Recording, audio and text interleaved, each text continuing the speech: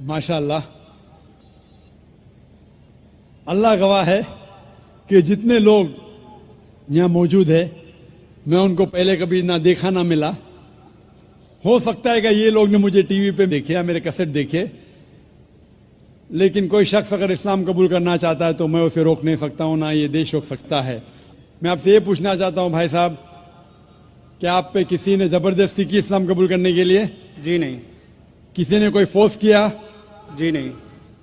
Any force, माली या ताकत का? कुछ नहीं। आप अपनी मर्जी से करना चाहते? जी हाँ। आप मानते हैं कि एक खुदा है? जी हाँ। आप ये मानते हैं कि मोहम्मद सल्लल्लाहु अलैहि वसल्लम उसके आखिरी पैगंबर है? जरूर। इंशाअल्लाह मैं अरबी में कहूँगा और आप उसे दोहराइए। अशहदु अशहदु अल्लाह अल्लाह इलाहा इलाहा इल्लल्लाह इल्लल्लाह व अशहदु वाशहदु अन्ना अन्ना मोहम्मदन मोहम्मदन अब्दुहु अब्दुहु व रसूलुहु। व रसूलुहु। मैं गवाही देता हूँ मैं गवाही देता हूँ कि अल्लाह के अलावा कि अल्लाह के अलावा कोई माबूद नहीं कोई मामूद नहीं और मोहम्मद मोहम्मद सल्लल्लाहु अलैहि वसल्लम उसके बंदे और पैगंबर है। माशाअल्लाह, आप मुसलमान हो चुके। अल्लाह आपको जज़ाए खैर दे, अल्लाह आपकी मेहनत को कबूल फरमाए। और ये जो नौ मुस्लिम हैं, मैं उनसे इल्तिजा करता हूँ कि आप इस नाचीज के लिए भी दुआ कीजिए। आप जब इस्लाम में दाखिल होते हैं तो अल्लाह सुब्हानहू व तआला आपके सारे गुनाहों को माफ़ कर देता है। इसीलिए मैं आपसे फरमाता हूँ कि आप मेरे लिए भी दुआ करना इंशाअल्लाह। जी शुक्रिया। माइक नंबर 3 के अंदर खातून में कोई नॉन मुस्लिम हो तो सवाल कीजिए। यस, अस्सलाम वालेकुम। मैं इकरा इंग्लिश स्कूल धापोड़ी पुणे से हूँ। वो एक इस्लामिक स्कूल है। मैं वहाँ 7 साल से पढ़ा रही हूँ एज अ टीचर। एंड सब मुसलमान बच्चे प्लस उसमें क्रिश्चियनिटी है, हिंदू है, सब टाइप के बच्चे वहाँ पढ़ रहे हैं। उसमें एक खास बात मुसलमान लोगों को मैं कहना चाहती हूँ कि उन लोग में इतनी तो इंसानियत है कि उन्होंने कभी भेदभाव नहीं किए। आज वो स्लम एरिया है, लेकिन वो स्लम एरिया होते हुए भी कुछ मेंबर्स सब मुसलमान हैं, लेकिन वो लोग जितना आदर भाव से सम्मान दोनों लोगों को दे रहे हैं, उसके लिए मैं वो तारीफ करना चाहती हूँ। वो बात ठीक है, लेकिन सर आपके लिए मेरा एक सवाल ये है कि आपके इतने फॉलोवर्स हैं, आज वो दिख कर आ रहा है जो फॉलोवर्स है, तो आप प्लीज़ आपसे रिक्वेस्ट है कि पीस टीवी चैनल से आपके बातें हमारे तक पहुँच रही है, तो आप प्लीज़ हमारे लिए सही न्यूज़ चैनल का बंदोबस्त करिए। वो भी please sir, 1 minute, I want 1 minute मोर। बहुत दिन से लाइन लगाकर बहुत सवाल थे, लेकिन I am doing very short. और एक बात है कि आज जो अफवाह है, एक मुसलमान बम विस्फोट में पकड़ा गया। आज मैं मुसलमान लोगों में खड़े होकर उनकी तारीफ नहीं करना चाह रही। फैक्ट एंड फ्रैंक स्पीकिंग कि मेरा ये कहना है, 2 दिन के बाद न्यूज़ में ये माना जाता है कि कोई और था। ठीक है, आप लोगों से, आपसे ये चाहती हूँ कि आप हमारे तक सही न्यूज़ पहुँचाने की कोशिश करिए कि आपके चाहने वाले काफ़ी हैं। मैं पूना में भी आपका प्रोग्राम देख चुकी हूँ, आपके बहुत फॉलोवर्स हैं। मैं 7 ईयर्स से इकरा इंग्लिश स्कूल में पढ़ा रही हूँ। बहुत सारी मिसअंडरस्टैंडिंग थी, लेकिन अल्हम्दुलिल्लाह सब दूर हो गई। आज मैं सब दुआ जानती हूँ। I am from a Brahmin family, but I don't want to take a time, so I thank Iqra English school Dapodi Pune, जो वो गरीब लोग आज इतना काम कर रहे हैं, वो मुझे उनको थैंक्स कहना चाहती हूँ। बस, okay, thank you very much. बहन ने अच्छा सवाल पूछा है। सवाल के पहले ये कहा कि वो एक इस्लामिक इकरा स्कूल में पढ़ाती है, टीचर है दापोली पूना में, और वहाँ के मुसलमान बच्चे, हिंदू बच्चे, क्रिश्चियन बच्चे हैं, लेकिन मुसलमान बच्चे आपस में भेदभाव नहीं करते, जात पात में नहीं मानते। बिल्कुल अच्छी बात है, अल्हम्दुलिल्लाह। बहन का सवाल है कि मेरे मानने वाले बहुत है, ये मैं नहीं जानता हूं, अल्लाह सुब्हाना व तआला का करम है। जैसा मैंने कहा कि मैं नाचीज हूं, मैं कोशिश करता हूं कि इस्लाम का पैगाम फैलाऊं, और इस्लाम के पैगाम के वजह से माशाअल्लाह कई लोग माशाअल्लाह इस पैगाम को सुनते हैं। लेकिन जब भी जिसके भी फॉलोअर्स बढ़ते हैं उसके दुश्मन भी बढ़ते हैं साथ साथ। और हम जानते हैं कि दुनिया में सबसे ज्यादा माना हुआ शख्स, सबसे बेहतरीन इंसान इस दुनिया में मोहम्मद सल्लल्लाहु अलैहि वसल्लम, इसमें कोई शक नहीं, मोहम्मद सल्लल्लाहु अलैहि वसल्लम। लेकिन सबसे ज्यादा किताबें अगर कोई शख्स के खिलाफ लिखी गई है वो मोहम्मद सल्लल्लाहु अलैहि वसल्लम के खिलाफ। बहन का सवाल है कि वो पीस टीवी देखती है, पीस टीवी से खुश है, पीस टीवी से इस्लाम का पैगाम फैल रहा है। वो चाहती है कि एक ऐसा चैनल शुरू करूं मैं जो सही न्यूज इंसानों तक पहुंचाए। आप गोया के मेरे दिल में झांक के मेरे दिल की बात कह रही है। सर एक क्वेश्चन लास्ट ये- सर एक मिनट, जस्ट अ मिनट। आज सारी दुनिया की अर्थव्यवस्था बर्बाद हो रही है। साम्यवादी रूस की अर्थव्यवस्था लगभग समाप्त हो गई है। पूंजीवादी अर्थव्यवस्था खत्म होने के कगार पर है। क्या यह सही समय नहीं है कि मुस्लिम अर्थव्यवस्था को लागू कर दिया जाए? Thank you sir. माशाअल्लाह, बहन का काफी मुताल्ला है इस्लाम के बारे में, और वो कह रही है कि इस्लाम सारे जहां में लागू होना चाहिए। वही मैं कहता हूं, this Quran is the constitution. हर मुल्क का कॉन्स्टिट्यूशन होता है, ये इंसानियत का कॉन्स्टिट्यूशन है कुरान। इसीलिए इस कॉन्फ्रेंस का टाइटल है peace the solution for humanity. इस्लाम इंसानियत के लिए हल। जितना इस्लाम फैलेगा उतनी ही इंसानियत की मुश्किलात दूर होगी। और ये कुरान इज द कॉन्स्टिट्यूशन। अगर ये कॉन्स्टिट्यूशन सारी दुनिया में लागू हो जाएगा, इंशाअल्लाह इस दुनिया के इंसानियत की सारी मुश्किलात दूर हो जाएंगी।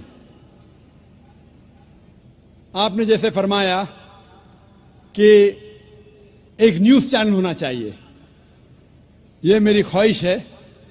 कई साल पहले ख्वाहिश थी कि एक इस्लामिक चैनल शुरू करूं, और जानता हूं कि इस्लामिक चैनल शुरू करना ये कोई खाने की बात नहीं, इट्स एन हरक्यूलियन टास्क। शुरू करने के बाद इस्लाम के मुताबिक, कुरान और हदीस के मुताबिक चलाना तो और मुश्किल काम है।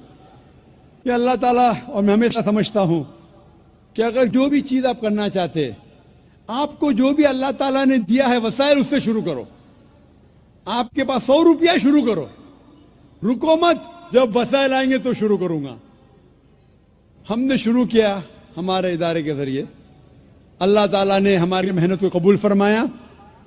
अभी एक पीस टीवी माशाअल्लाह है, जो तकरीबन 3 साल पहले शुरू हुआ, 2 साल 10 महीने, और अल्लाह की मदद है, अल्हम्दुलिल्लाह सुम्मा अल्हम्दुलिल्लाह। ये पीस टीवी अभी सारी दुनिया में मौजूद है। 3 महीने पहले सिर्फ साउथ अमेरिका में मौजूद नहीं था, अल्लाह की मदद से 3 महीने से साउथ अमेरिका में भी मौजूद है। क्योंकि साउथ अमेरिका में अंग्रेजी बहुत कम लोग बात करते हैं, क्यों हम कोशिश करें, लेकिन अल्लाह ताला ने वो भी कर दिखाया अल्हम्दुलिल्लाह। और हमारा इरादा है कि एक पीस नेटवर्क हो, और उस पीस नेटवर्क में एक चैनल पीस न्यूज भी हो। मैं चाहता हूं कि आप दुआ करें, एक ऐसा चैनल हो जो सही न्यूज दे। अक्सर channel, news channel, they are governed by politicians. जो न्यूज चैनल की आमदनी है, they behave like groups supporting political parties और डिफरेंट व्यू पॉइंट्स। कोई भी चैनल लो आप, उनकी जो आमदनी है वो एडवर्टीजमेंट नहीं है, दे आर प्रेशर ग्रुप्स। और मैं जानता हूं, जैसे मैं तकरीर में कहा था, इस टेररिज्म मुस्लिम मोनोपोली, क्या आतंकवाद मुसलमान की विरासत है, पुनः मैं आपने सुना होगा। और मैंने कहा था कि मेरे नजदीक ये पॉलिटिशियंस है जो मेन जिम्मेदार है आतंकवाद के, और एक न्यूज चैनल कायम करना विदाउट पॉलिटिकल सपोर्ट, मैं नहीं जानता कोई न्यूज चैनल आज है जो पॉलिटिकल सपोर्ट के बिना चल रहा है। न्यूज चैनल कायम करना बहुत मुश्किल है। न्यूज चैनल कायम करके कुरान और हदीस के मुताबिक चलाना बहुत बहुत मुश्किल है। मैं चाहता हूं कि आप सब दुआ करें कि अल्लाह सुब्हाना व तआला हमसे ये भी काम करवाए कि इंशाअल्लाह मुस्तकबिल में एक ऐसा चैनल हो जो सिर्फ मुसलमानों के लिए नहीं, गैर मुसलमानों के लिए भी एक साफ सुथरा न्यूज चैनल हो जो हक की बात फरमाए। क्योंकि अल्लाह ताला फरमाते सूरह इसरा में, सूरह नंबर 17 वर्स नंबर 81 में, वकुल जाल हक वज़ाकल बातिल इन्नल बातिल कान ज़हूका, कहो कि हक आ चुका है और बातिल खत्म होने वाला है, क्योंकि बातिल फी नफ्से खत्म होने वाला है। Hope the answer the question is. अगला सवाल माइक नंबर 1 से, अगर वहां पर कोई गैर मुस्लिम भाई हैं। Good evening, sir. My name is Pintu Devnath and I am from Malda, West Bengal. Sir, I am on a BA honors. So, I have some question about kafir. Sir, some Muslim men are said, non-Muslim men, that they are kafirs. So, मैं इसके बारे में आविधानिक अर्थ काफिर का जितना तक जानता हूँ, कुफ्र से आया है ये सब। तो सर, इसका आविधानिक अर्थ होता है इस्लाम के गोपनीयता को जो स्वीकार नहीं करता, उसके सत्यता को जो स्वीकार नहीं करता, उसको काफिर कहा जाता है। आप ही के किसी एक चैप्टर में या किसी एक किताब में लिखा हुआ है सर, अगर इस नाम से आपको बचना चाहते हो तो आप इस्लाम कबूल करो या फिर और दूसरा कोई उपाय ढूंढ लो। ये दूसरा कोई उपाय ढूंढ लो, ये सर मैंने नहीं पढ़ा है, लेकिन मैं ये अपने दिल से बोल रहा हूँ। लेकिन सर, काफिर का सब ये जो बोल रहा है, जो इस्लाम के गोपनीयता, सत्यता का जो गोपनीयता है, हम जो वो तो हम कभी अस्वीकार नहीं कर सकते, क्योंकि हमारे बहुत सारे मुस्लिम फ्रेंड्स है, हम उसके साथ बहुत अच्छे तरह से रहते हैं, बहुत अच्छे तरह से बिहेव करते हैं, फिर भी हमको as a non Muslim why I should call an काफिर? This is my simple question sir. भाई साहब का सवाल है कि काफिर किसे कहते हैं। खुद ही काफिर का उसने मानी भी दिया, क्योंकि उनने मेरी कैसेट सुन चुकी है और मेरी किताब भी पढ़ चुकी है शायद।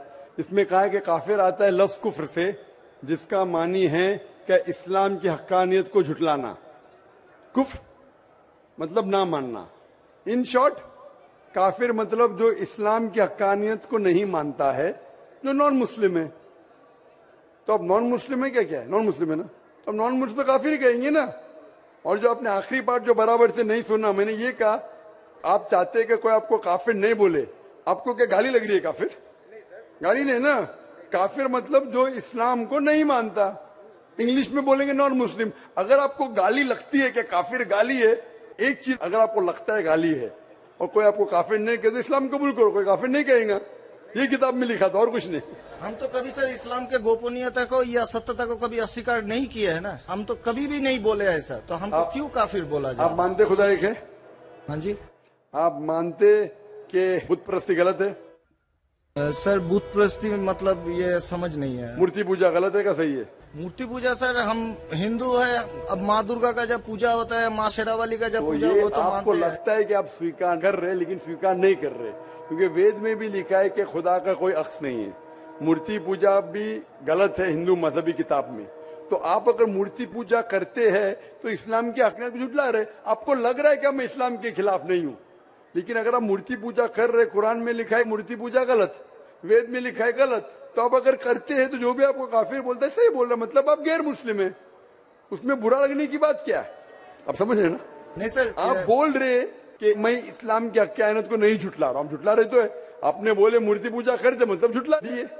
अगर सर मैं इस जगह में कहता हूँ कि मैं मूर्ति पूजा को नहीं मानता, तब मैं काफिर नहीं हूँ। अगर आप बोलेंगे मैं एक खुदा में मानता हूँ, नहीं सर, मूर्ति पूजा में नहीं मानता हूँ। एकेश्वरवाद में हम मानते हैं एकेश्वरवाद को, लेकिन सर मूर्ति पूजा का जो बात है, अब शेरावाली की पूजा हो रही है या माता दुर्गा की पूजा हो रही है, वो तो सर झुटला नहीं सकते ना। हाँ, तो ये झुटलाएंगे तो ही आप वेद के करीब जाएंगे, फिर ही आप कुरान के करीब आएंगे। अगर नहीं झुटलाएंगे मतलब आप करीब नहीं है। उसका मतलब अरबी में कहेंगे काफिर, इंग्लिश में कहेंगे नॉन मुस्लिम, हिंदी में कहेंगे गैर मुस्लिम, अरबी, हिंदी, इंग्लिश। इंग्लिश में नॉन मुस्लिम। अच्छा sir, one more question for me sir, मैं एक नॉन मुस्लिम होकर क्या सर मक्का हज करने जा सकता हूँ? भाई साहब का सवाल है कि वो नॉन मुस्लिम होके मक्का हज करने जा सकते। मेरा पहला क्वेश्चन, आप क्यों हज करना चाहते? जब मानते ही नहीं मूर्ति पूजा गलत है। अभी सर मान लिए आपके पास, आप जब बोल रहे हैं तो सही होगा, मान लिए हम। मान लिया, अच्छा तो मैं पहला जवाब देता हूँ फिर आपके पास आता हूँ। आप मान लिए तो अच्छी बात है। क्यों गैर मुसलमानों को मक्का मदीना जाने की इजाजत नहीं है? क्योंकि हर शहर के कुछ शराइत होते हैं। जैसा कल मैंने कहा था, हिंदुस्तान में कुछ एरिया है जिसे कहते हैं कैंटोनमेंट एरिया।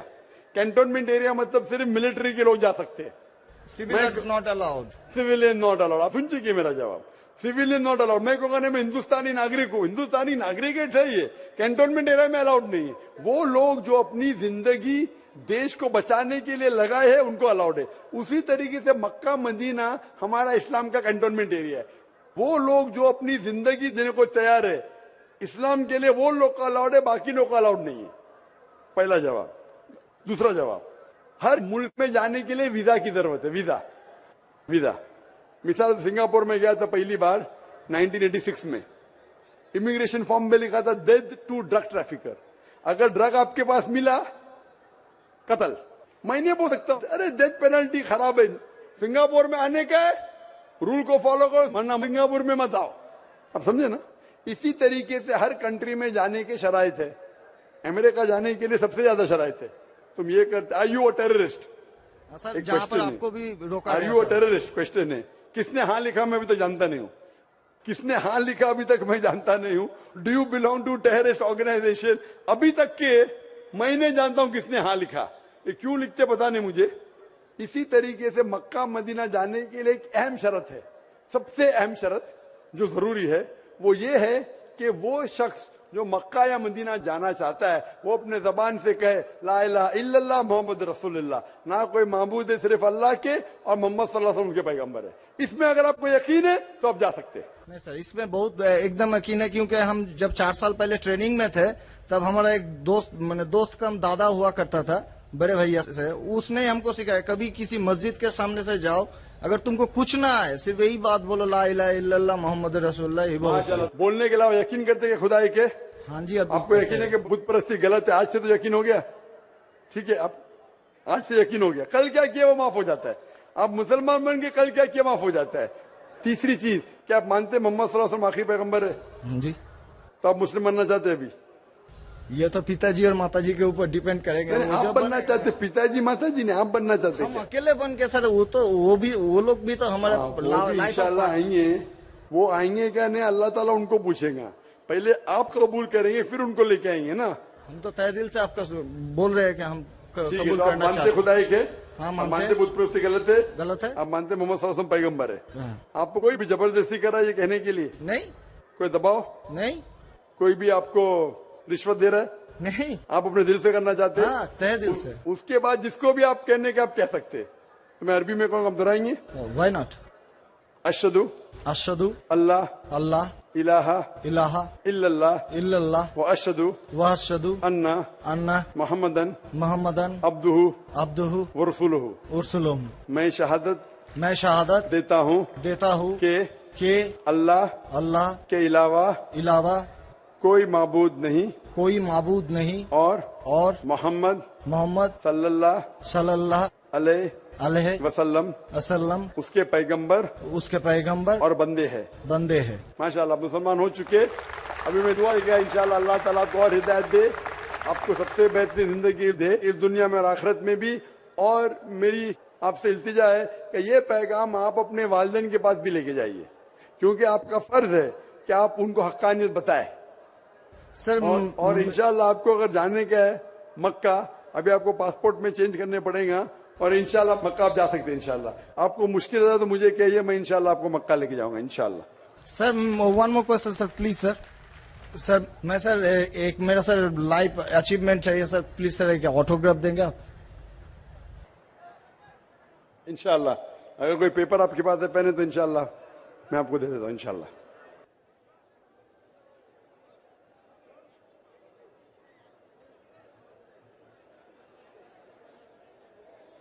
माशाअल्लाह, लोग जुर्रत और हिम्मत से काम ले रहे हैं हक को जानने के लिए, हक को मानने के लिए।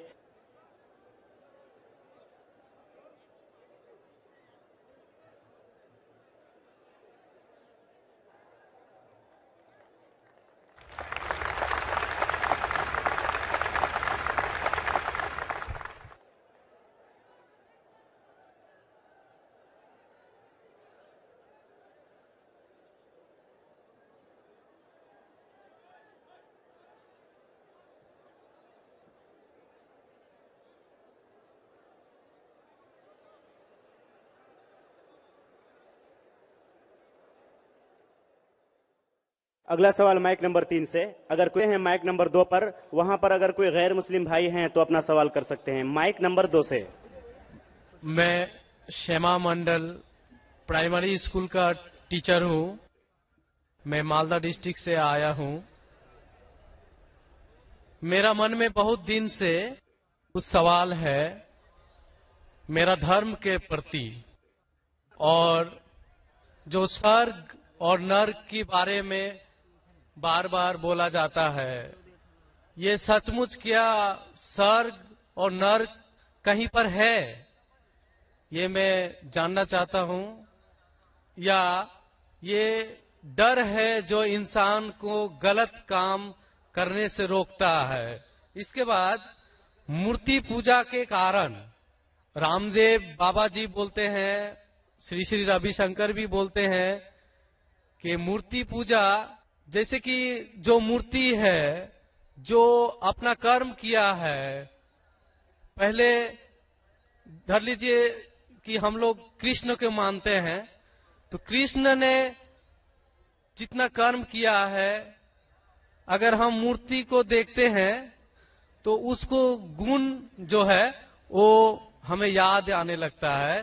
तो ये पॉजिटिव बोलते हैं कि मूर्ति को देखने से उसके अंदर में जो अच्छाई गुण था वो हम में जाग जाता है और हम वैसा ही बनना चाहते हैं, अच्छा बनना चाहते हैं। भाई साहब ने 2 सवाल पूछा है। पहले सवाल ये है कि क्या स्वर्ग और नरक असली में है या सिर्फ डर पैदा करने के लिए इंसानों के लिए है? स्वर्ग और नरक असली है, जन्नत और जहन्नम असली है, और असली चीज भी डर पैदा करती है। जरूरी नहीं कि वो बनावटी होना चाहिए, असली है। और इसमें जो लोग गलत करेंगे वो नरक में जाएंगे, जो अच्छा काम करेंगे स्वर्ग में जाएंगे।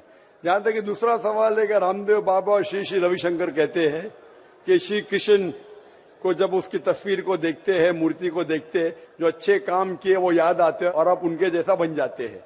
ये कह रहे श्री श्री रविशंकर और रामदेव बाबा। आप श्री श्री रविशंकर में मानेंगे या वेद में मानेंगे? वेद कहती है, यजुर्वेद चैप्टर नंबर 32 वर्ष नंबर 3, न तस्य प्रतिमा अस्ति, उस ईश्वर की प्रतिमा नहीं। लिखा है शतशतर उपनिषद में चैप्टर नंबर 4 श्लोक नंबर 19, न तस्य प्रतिमा अस्ति, उस ईश्वर की कोई प्रतिमा नहीं, कोई अक्ष नहीं, कोई फोटोग्राफ नहीं, कोई पेंटिंग नहीं, कोई पिक्चर नहीं, कोई आइडल नहीं, कोई स्टैच्यू नहीं। तो आप श्री श्री रविशंकर की बात मानेंगे या वेद की बात मानेंगे? अगर आप श्री श्री रविशंकर की बात मानते हैं और वेद की बात को छोड़ देते हैं तो आप श्री रविशंकर के चेले बनते हैं, लेकिन वेद के नहीं। मैं भी अगर कुछ कुरान के खिलाफ बात करूं तो मुझे छोड़ दीजिए। मैं हमेशा कुरान का हवाला देता हूं। कुरान अल्लाह की किताब है, तो कुरान का हवाला देके कुरान की बात करता हूं तो मानो। अगर कुरान को मैं छोड़ दूंगा तो मेरी बात भी मत मानो।